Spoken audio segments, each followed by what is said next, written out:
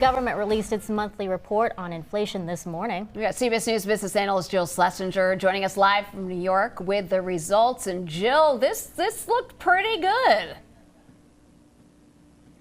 Yeah, I think that we should have a little smile on our faces. I know it's hot, but smile through the heat.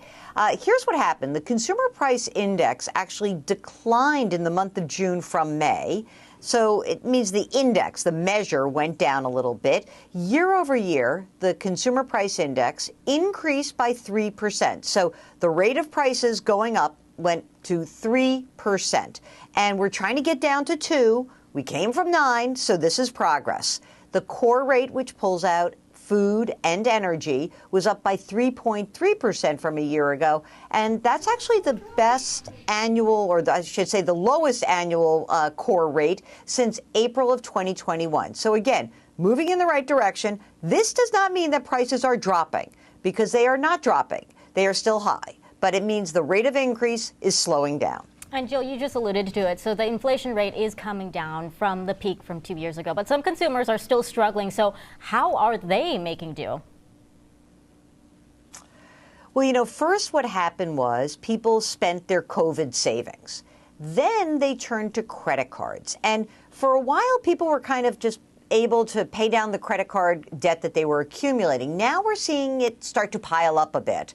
And we just got a report earlier this week from the Federal Reserve. It showed that consumers turned to credit cards at a pretty big pace in the month of May. It expanded by 6.3%. So what does this mean? $1.3 trillion in credit card debt is sitting out there. And because interest rates are really high, this is hard to pay down because credit card debt is being charged at 21, 22, 23%. Boy, it's hard to make a big dent in that when you're paying for high prices across the economy. Absolutely. We know Fed Chair Powell making big news this week, testifying before Congress. I'm wondering if this newest report changes his calculation and the Fed's calculation at all, and when it comes to lowering interest rates. I think that this is probably good news for the Fed. And what Powell basically told Congress was, we're data dependent. We need to see the inflation rate come down. So this is a report that is showing that, but it's a report. And the Fed is going to seek more confirmation, meaning that they'll meet at the end of this month. I don't think they'll do anything.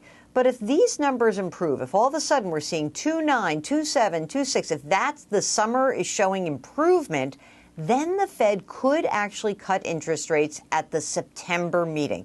So put a big circle after your kids go to school in your September report. That's where we could see the first rate cut. Well, I've already done that, Jill, anyway. So, all right, Jill, thanks so much. And you can see Jill regularly at CBS Mornings and the CBS Evening News with Maura O'Donnell for our analysis. JillOnMoney.com.